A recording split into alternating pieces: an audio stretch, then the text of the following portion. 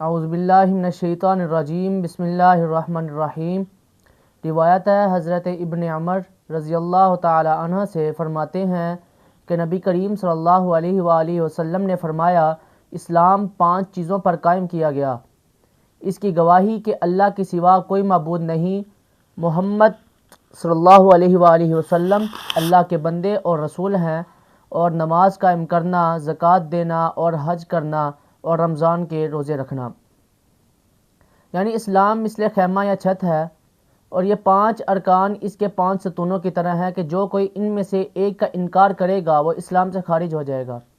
خیال رہے کہ ان اعمال پر کمال ایمان موقف ہے اور ان کے ماننے پر نفس ایمان موقف ہے، لہٰذا جو صحیح العقیدہ مسلمان کبھی کلمہ نہ پڑھے یا نماز روزہ کی پابندی نہ کرے، وہ اگرچہ مومن تو ہے مگر کامل نہیں، اور جو ان میں سے کسی ایک کا بھی انکار کرے گا وہ کافر ہو جائے گا۔ لہٰذا حدیث پر کوئی اعتراض نہیں، نہ اعمال ایمان کے اجزاء ہیں۔ اس سے سارے عقائد اسلامیہ مراد ہیں۔ جو کسی عقیدے کا منکر ہے وہ حضور صلی اللہ علیہ وآلہ وسلم کی رسالت ہی کا منکر ہے۔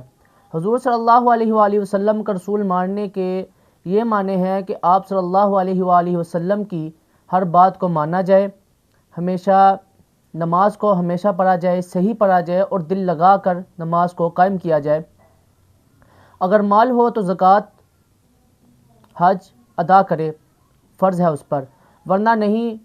اگر ان کا ماننا بہرحال لازم ہے، اگر وہ مالدار ہے تو زکوٰۃ اور حج ادا کرے، اور اگر مالدار نہیں تو نہ کرے، لیکن ان کا ماننا لازم ہے۔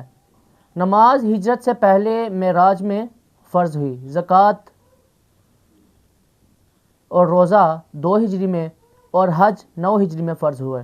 اللہ تبارک و تعالیٰ کی بارگاہ میں دعا ہے کہ اللہ تعالیٰ ہمیں 5 وقت کا نمازی بنائے۔ آگے سے رمضان آ رہا ہے اور رمضان کے روزے رکھنے کی توفیق عطا فرمائے۔ زکوٰۃ سال میں 1 دفعہ اگر صاحب استطاعت ہے تو سال میں 1 دفعہ زکوٰۃ ادا کرنے کی توفیق عطا فرمائے، اور حج ادا کرنے کی بھی توفیق عطا فرمائے، آمین۔